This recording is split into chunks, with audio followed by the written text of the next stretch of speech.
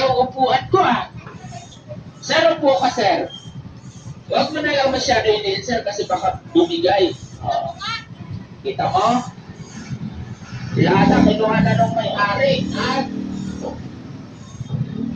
Sundalo ka ba sir? Sir, straight mo to Straight lang sir. Pagagaanin lang kita sir. Hindi ko sinabi. Yun Yan Ay! Yun. Ma'am, kahit anong masakit kasi, straight lang sir, huwag kang gagalaw. Tama, huwag ko intindihin yung bakit niya sa kulugo. Ako nang bahala sa kulugo mo. Ano sir, lumagutom?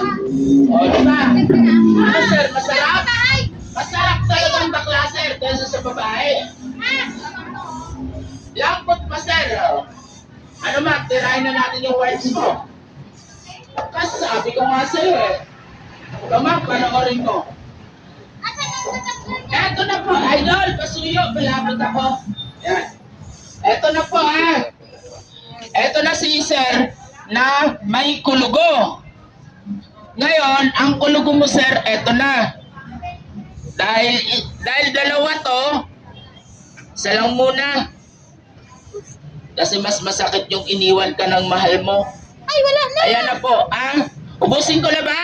Oo. Ang tanong ko sir, masakit hindi? Hindi. Gusto ni sir masaktan. Iwan niyo to ma'am. Tapos na sir. Walang natira.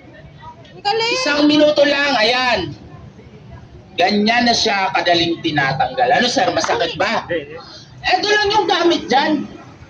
Yung scented magic oil na yan. Testing niyo po siya. Sarap na sa likod. Ayun. Si madam. Sarap na yung sa likod. Diba?